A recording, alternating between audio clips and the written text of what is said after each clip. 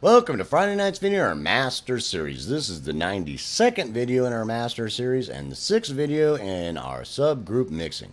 We're still working on OutFront tracks, so if you've watched all the videos so far in our subgroup mixing series, they've got a pretty good understanding of a few different things and a few different approaches. There's another approach that basically, besides working with those two tracks, that you can add more tracks. So this concept is a delicate concept. The first concept that you run into with this is that the more processing you do with this kind of stuff and the more tracks you add, that first of all, you normally have to make them even more louder than the things that are happening beneath them.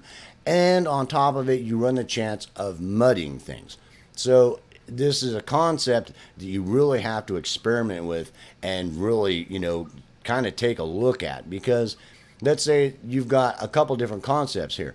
The first concept is you've got a centered track and you've got like two tracks on right and left.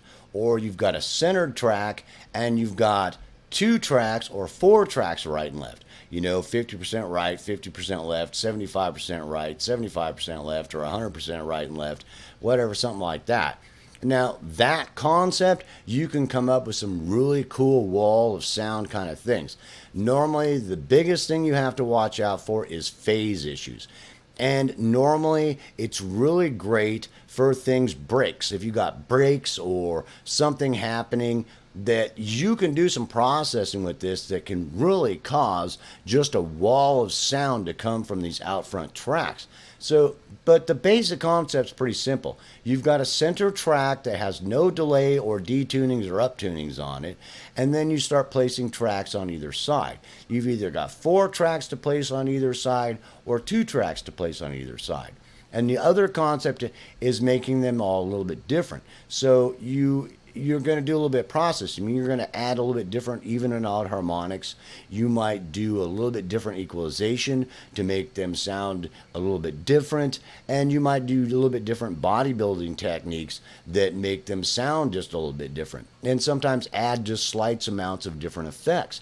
That can be flangers, phasers, chorus things, any kind of effect that you want that might add it to make it the texture sound a little bit different. Now, this with detunings, that you're going to have up tunings on one side, down tunings on the other, or you've got up tunings on those ones and down tunings on the other ones that are panned out farther, but you don't really mess with the center track. Then you're going to start experimenting with that with different delays. We've talked about different delays, that you've got different delays happening here, different multiples that you can use for those. Thirds of delays when you're dealing with like 3 to 4 tracks, 5 tracks, or whatever. That if you read this, that you just have to experiment with it, and it doesn't take trying to tell you which ones to use isn't as helpful as you looking at these multiples and figuring out that you start out with you can subdivide these into eighths. This is thirds, this is fourths. You can subdivide it into eighths and sixteenths and all kinds of things, and then see if you got phase issues and go to different multiples to see if you can cure the phase issue by doing that. Now, the other concept, the most important concept that I've found with this, is that more times than not, that this front one that you have that's more likely going to be a mono track that's centered, that one is going to be a little bit louder, between 0.5 dB and a dB louder than the rest of these. So you're going to have, like, say this one louder. Let's say you've got these two panned right and left. They're going to be quieter, a dB or half a dB quieter than this one that's centered. And you can also do it in a little bit different stage, to where you can have these two a little bit quieter and these two that are panned out even farther, even a little bit quieter. Now, the problem is with that situation, that the rest of the stuff in the mix has to really get quiet, which can cause a little bit of a problem.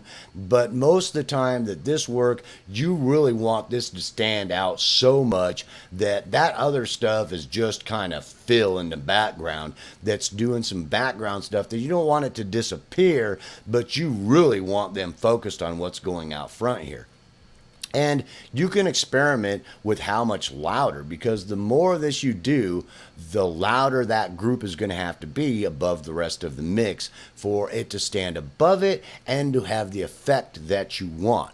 Because if you start bringing it down closer into the mix, it's not going to have that effect. It'll start blending with what's going on in the rest of the mix. So if you've got like 5 different tracks and you've done this to, that group is going to have to be quite a bit louder than the rest of the mix for it to have the effect, because you've done all these different delay works and detunings, and you've made each one of these tracks, even if they're just double tracks, just a little bit different with different, harmonic content that we talked about in sound sculpting, changing the equalization in them so that this one sounds like it was captured from a different really nice microphone, but sounds really good. You might have done a little bit different body building on it that we talked about in first phase processing to make it a little bit different so it has a little bit different texture. You might even add a little bit of different effects just lightly in there just to give it a little bit different texture.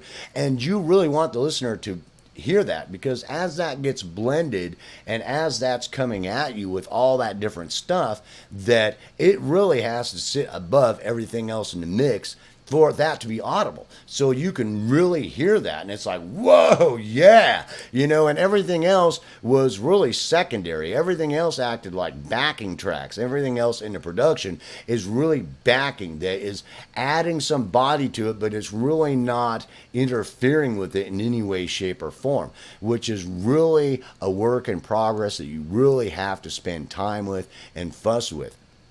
But it's a really cool technique, because with these kind of techniques, either with like 3 tracks or 5 tracks or even 4 tracks, you can have like 4 tracks, 150 right, 150 left, 95 left, 195 right, with different delays and detunings on them. This one might not have no delay or detuning.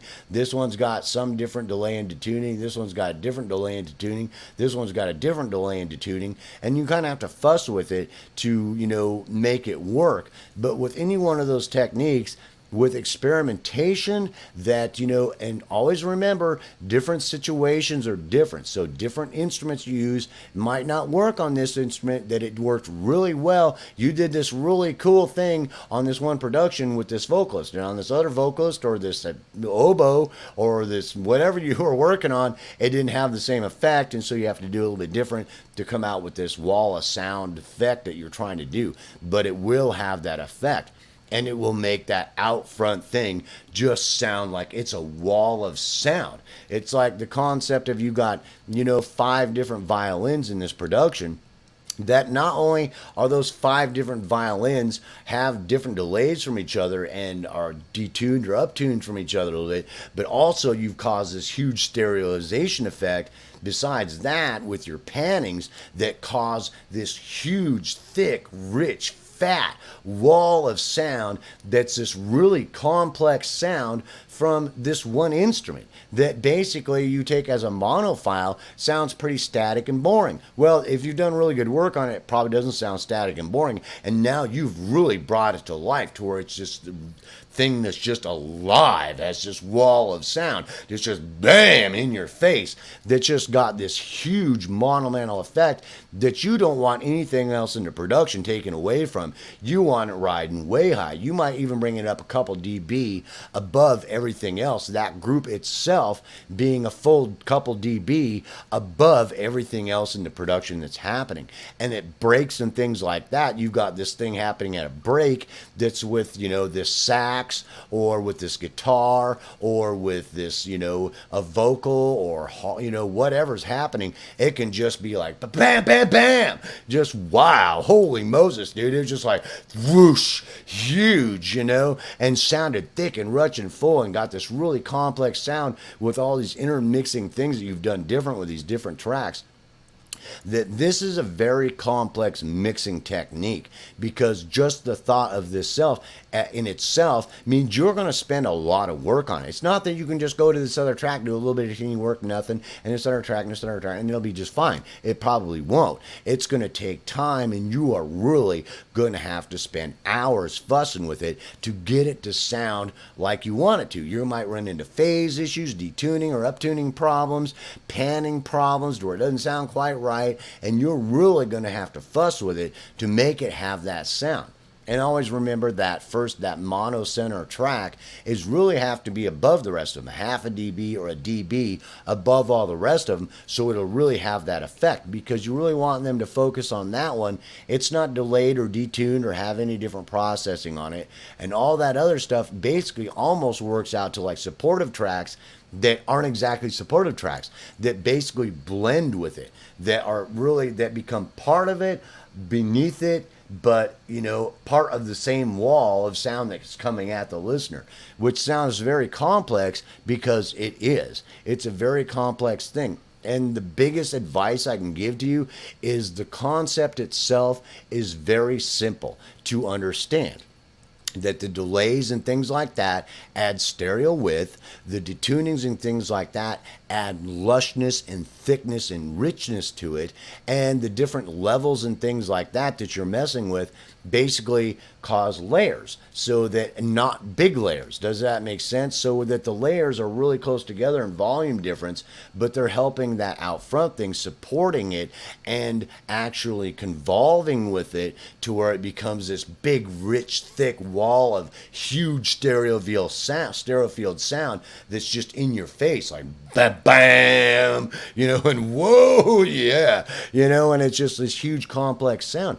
So I know that might sound funny, and you might wish that I might give some more examples of it, but it's really hard for you to hear that. It's better for you to practice this and ask me questions as you practice it, and make notes about it and experiment with it, so that you can create that for different breaks or things like that, because this can sometimes be really great for a lead guitar part, or this really cool break you're doing, or this part that's like a vocal break that the instrument ba ba ba ba ba ba, whatever's going on before it goes back into the main vocal or the chorus or something like that. That just is a really cool thing for hooks and things like that. But it can have this huge, monstrous effect on just catching the listener, like, whoa, wow, dude. Does that make sense? And you can use it in smaller degrees to have the same effect for, lesser applications.